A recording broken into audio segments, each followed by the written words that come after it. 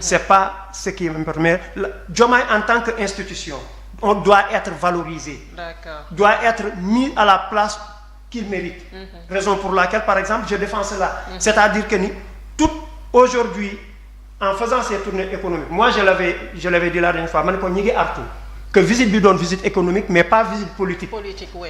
Bon mi ngi koy def visite économique mais quel que soit Alpha xam na ni ci biir visite économique bon ci lay mën a xoolaale relation yi base yeeg yooyu noonu loolu mënul ñàkk parce que politique lay def. Raison pour laquelle mani c'est un moyen aujourd'hui pour lui de savoir vraiment s'il a une base là-bas ou non.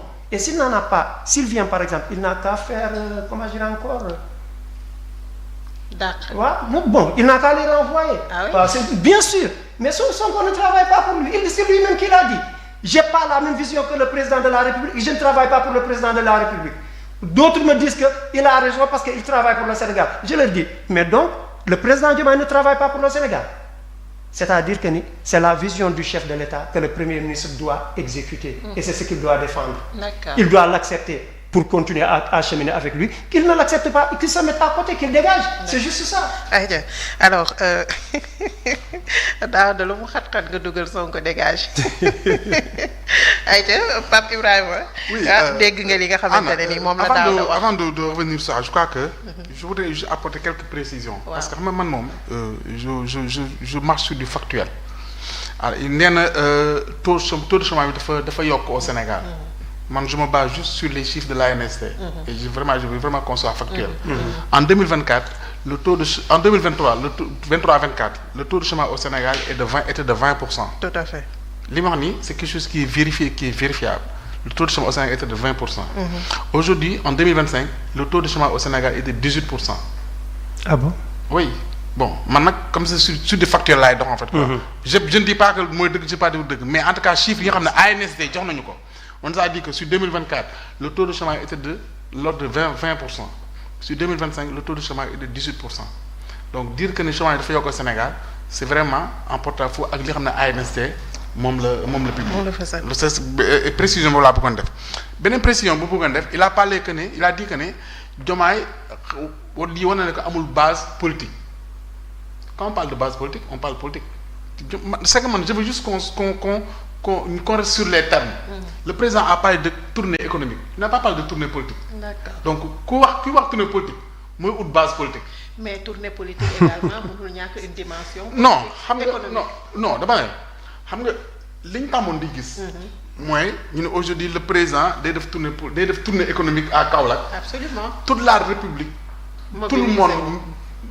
Sama mbayaan nag ñëpp influenceur tout le monde se mobilise tout le monde dem si kii bi pour pendant une semaine loolu lañu tàmmoon di gis. Tout à fait. Man parce que loolu lañu xamoon. yaa ngi ko xam. Alors on a dit que ne tey jii nii c'est une tournée économique. Parce que juste pour te mën naa la rappeler les chiffres du plan Diomaye président parce que je crois que des fois il est assez bon pour ñu xam les chiffres du plan Diomaye pour la Casamance. Sur l'enveloppe de 150 de 100 à 150 milliards. On dit que les 20 milliards, c'est pour la réconciliation et la sécurisation. 40 milliards à 50 milliards pour les infrastructures. N'est-ce pas 35 milliards pour la relance économique et l'agriculture. 15 milliards pour l'emploi des jeunes et l'entrepreneuriat. Et 20 milliards pour la santé et l'éducation. Donc, si vous avez l'enveloppe de non, vous avez une zone, c'est tout à fait normal que nga dem pour saytu loolu am na fa wala lan moo si am. loolu benn la maintenant man li ma jàpp et ça wax naa ko feneen ak feneen pour man il est inconcevable que le président de la République di déplacé wu en Casamance. qu'on ait un premier ministre qui est issu de cette zone là. et qui puisse pas se déplacer ak moom au niveau de la Casamance. Merci. Man ça je l'ai dit et je l'assume. D'accord. Pour moi c'est inconcevable c'est inacceptable. yaa ngi dégg loolu mooy am mooy dëgg man dama jàpp ne même si c'est une tournée qui est économique le premier ministre qui est le patron de l'administration et donc par ricochet qui doit être aussi au même niveau d'information que le président pour que les travaux l'issue ou bien l'état des travaux réalisés ou bien à réaliser dans cette zone là devait être avec le président de la République dans cette zone là encore que moom il est de cette zone là. D'accord. Man loolu laa jàpp. Absolument. Alors voilà. yow Donc, pour man il est inconcevable et il est anormal que le premier ministre ne puisse pas faire le déplacement avec le président de la République au-delà du fait que soxluñ Mumbai soxluñ Xumbaay. d'accord jàpp naa ne Ousmane Sonko war na mën a ànd président sans pour qu'il y ait mu bañ am foule mu bañ a am Xumbaay affaire yooyu noonu. d'accord mais ñu dem sur ces zones là xool l'état d'avancement des travaux tout là. à fait. avec le premier ministre. Tout à fait. mu kii et qu'on puisse faire abstraction. ay problème yi am au sommet. Justement. parce que xam nga dañoo jaay benn concept. Diomaye mooy Sonko Sonko mooy Diomaye. absolument est-ce que cette crise là également wala ce désaccord là bokk na ci li nga xamante ne ni xëy na moom moo indi le président de la République di déplacer wu dem dans une zone boo xamante ne ni c'est le fief c'est la base politique du premier ministre et que moom àndul ak. non xam nga dama jàpp que le président de la République le président de tout le Sénégal et de tous les Sénégalais.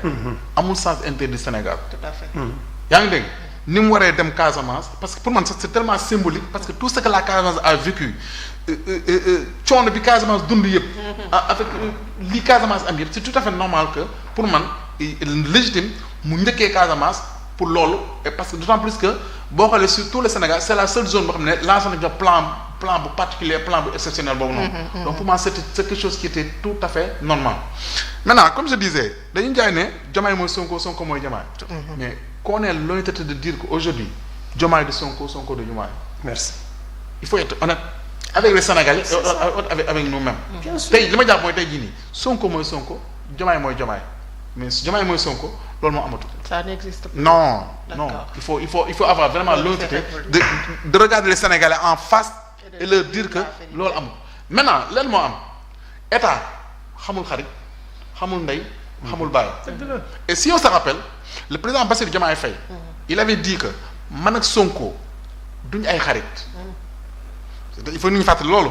il avait dit que bi affaire bi amee avant ñuy génn dañ toog ne comme situation bi lan moo koy régler pour mu régler nañ nekk xarit donc ça veut dire que avant lii di am avant que Diomaye di war a génn pour def campagne électorale. Ousmane Sonko ak Diomaye Faye n'étaient pas des amis. lan la ñu woon kii sama grand la kii sama rakk la. kii mooy sama leader kii mooy sama collaborateur numéro 1 c'était ça la relation entre Ousmane Sonko et Bassirou Diomaye Faye mais bu dee que ne pour bañ politique yàq seen diggante pour bañ que keneen ak keneen dugg seen diggante ils ont dit que dañuy nekk xarit loolu je crois que li ma inventé wu ma ko c'est le président Bassirou Diomaye Faye moo ko wax devant tous les Sénégalais. n'est-ce pas bi mu génnee. l'autre chose qu'il a dit mooy il n'a jamais été d'accord surtout avec le président Ousmane Sonko bu ngeen fàttaliku nee na. jour bi muy def bi ñuy def les 100 jours du président de la République. il a dit que tey bi ñu paree conseil des ministres man ak premier Ousmane Sonko toog nañ fa bi ñu paree presque 2 heures de temps di wax parce que on est presque jamais d'accord sur kii. divergence yooyu yàgg na am mais tant que c'est dans le cadre du parti. ça ne pose aucun problème. D'accord. mais dès l'instant que muy am benn impact sur le fonctionnement de la République. muy am un impact sur le fonctionnement de l'État. donc là il faut qu'on s'arrête et qu'on prenne des mesures yi nga xam ne jar na ko. je n'irai pas jusqu'à dire que le président Bassirou Faye limoge Ousmane Sonko. parce que moom moo taxaw wax ne il a le meilleur premier ministre de l'histoire du Sénégal et étant donné qu'il a le meilleur premier ministre de l'histoire du Sénégal maintenant qu'il fasse travailler ce premier ministre là pour le bien-être des Sénégalais. pour le développement du Sénégal. pour que Sénégalais gis seen bopp. nous c'est tout ce qu'on demande. D'accord. Et comme je dis moi je défends la République je crois parce que je suis un enfant de la République. parce que jàpp naa tey jii ku ñu wax ne Senghor nga sant. loolu doy na pour wane que tu es un enfant de la République. parce que sama maam il a été le premier président de la République de ce pays-là. donc man je suis un enfant de la République. j'ai été élève socialiste j'étais étudiant socialiste. donc je connais ce que c'est la République. je connais ce que c'est l'État. et par rapport à ça ak divergence yu mun a am entre ceux qui dirigent ce pays-là. on doit toujours mettre au-dessus de tout l'État.